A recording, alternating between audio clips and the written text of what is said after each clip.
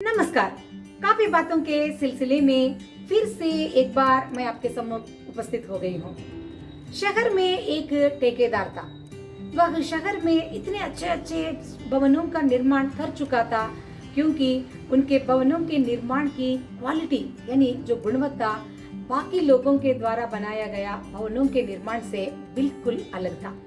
वह बहुत अच्छे अच्छे मटेरियल्स उपयोग कर रहा था अपने भवनों के निर्माण के लिए। शायद इसी कारण हमेशा लोग उसके पास थोड़ा अधिक शुल्क होने के बाद भी उससे ही अपने रुचि के हिसाब से घर बनवाना चाहते थे और उसके दफ्तर के सामने हमेशा लोग कतारों में खड़े होकर उनके अपॉइंटमेंट के लिए वे इंतजार करते थे। और यह ठेकेदार भी अपनी एक असिस्टेंट के सहारे उन सारे प्रोजेक्ट्स को बहुत सफलतापूर्वक बनाकर दे रहा था।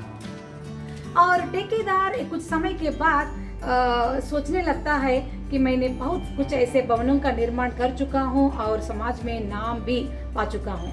अब मुझे कुछ समय के लिए विश्राम लेना है और मुझे कुछ समय के लिए अपने विलायत में रहने वाले बेटे के पास जाना चाहता है।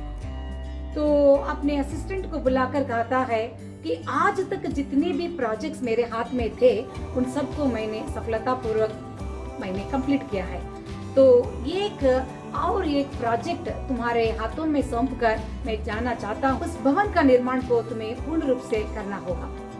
कहकर वह विलायत चला जाता है और वह जाने के बाद भी उस नए भवन के लिए आवश्यक धनराशि को समय समय पर असिस्टेंट के अकाउंट में भेज रहा था। तो इधर असिस्टेंट भी घर का काम शुरू कर चुका है, मगर असिस्टेंट के दिल में एक ऐसा ख्याल आया कि हमारे ठेकेदार साहब तो कभी भी वापस नहीं आने वाले हैं। तो यह घर जो बनवा रहे हैं वो उसने कहा था कि वह अपने मित्र को भेंट के रूप में देने वाले हैं। तो चलो भेंट के रूप में देने वाले घर के लिए इतनी गुणवत्तापूर्ण जो मटेरियल्स हम इतने सालों से उपयोग कर रहे थे, अब उसकी क्या जरूरत है। जो कम दाम में मिलने वाले मटेरियल्स का उपयोग करके हम इस घर का निर्माण क्यों न कंप्लीट कर ले। ऐसा सोचकर अब तक जिस तरह से उनके घर का निर्माण हो रहा था उससे भिन्न विधान में उसने बहुत कम मूल्यवान कम गुणवत्तापूर्ण वस्तुओं के उपयोग से घर बनवाना शुरू कर दिया और आखिरकार घर का निर्माण भी एक दिन संपूर्ण हो जाता है।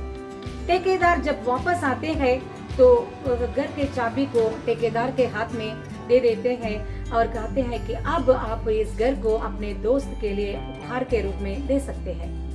तो ठेकेदार जी कहते हैं इस घर का निर्माण मैंने तुम्हारे लिए करवाया, वह दोस्त और कोई नहीं बल्कि तुम ही हो।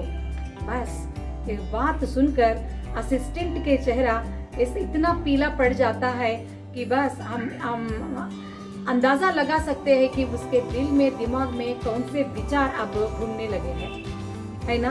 तो जिस प्रकार से हम बूमरैंग को फेंकते हैं उतनी तेजी से वो हमारे पास आ जाता है कि उनके विचारों की जो प्रवाह भी ऐसी थी कि वह सोच रहा था किसी दूसरे व्यक्ति को कम मूल्यवान गुणवत्तापूर्ण वस्तुओं से बनाया घर भेंट में दे सके तो वही घर उसके पास इतनी ही तेज से वापस आ गया था, है ना।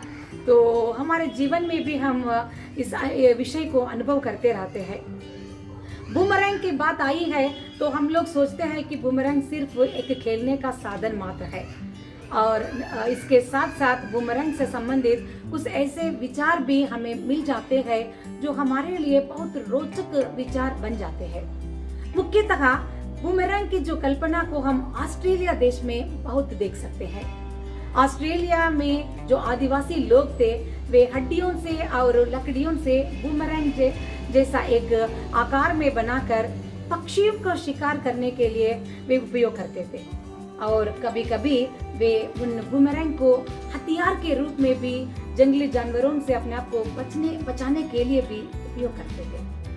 और जब बूमरैंग को हम याद करते हैं तो हमें हमारे लिए एक हवाई जहाज की कल्पना याद आ जाती है ना। दो पंखों से जिस प्रकार हवाई जहाज को हम इमेजिन करते हैं ठीक वैसा ही एक बूमरैंग की आकृति भी होती है जिसमें फिजिक्स भी है और एरोडायनामिक्स भी है। जिस प्रकार जितनी तेजी से हम उस बुमरंग को फेंकते हैं उतनी तेजी से वह हमारे पास वापस आ जाता है ना। तो ऑस्ट्रेलिया में ये तो एक देश का एक सिंबल ही बन गया है।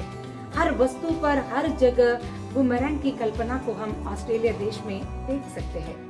यहाँ तक कि एक हवाई जहाज की जो घोषणा भी थी, we are there and back, जैसे हम यूं गया यूं आया हम कहते हैं ना, ठीक वैसे ही बुमरंग को वे जीवन के हर दशा और दिशा में वे उपयोग करते आए हैं।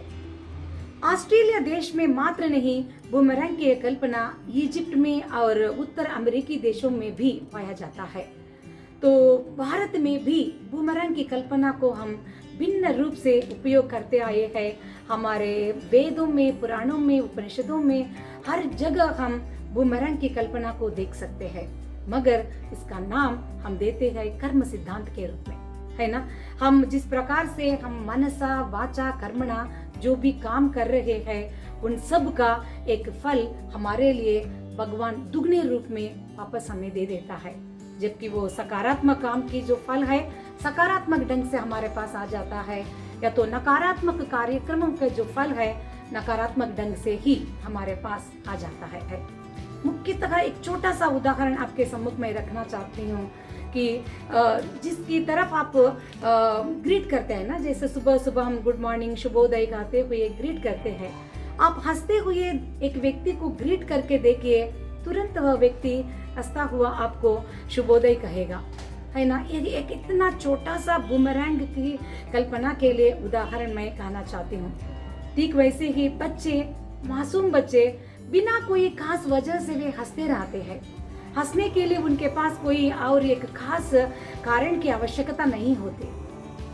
तो वही एक सिद्धांत के रूप में अगर हम देखें तो लॉ ऑफ बुमरैंग से संबंधित हैप्पीनेस का इज ए बुमरैंग के रूप में अगर हम देखें तो जिस प्रकार से हम सुख या खुशी को दूसरों से बांटते जाते हैं उतनी ही दुगना हमारे लिए सुख के पल या खुशी के पल भगवान हमें देता जाता है।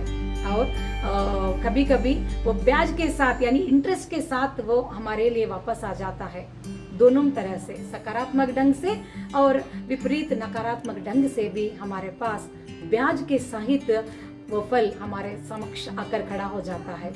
एक ठेकेदार के असिस्टेंट के साथ भी यही हुआ है ना। तो हम इस विचार को बहुत गंभीर पूर्वक लेते हुए बस हंसने के लिए तो कोई टैक्स लगने की आवश्यकता नहीं, कोई टैक्स नहीं है हमारे पास, तो आराम से हम हंसते हुए हमारे हर एक काम को यानी हर एक विचार को, हर एक बात को बहुत सावधानी से सतर्क होकर जब हम करने लगते हैं तो आपके लिए, आपके सामने खुशियों के ढेर आपके सामने आप देख सकते हैं। सो इसी उत्तम विचार के साथ इस वीडियो को यहाँ मैं समाप्त करना चाहती हूँ।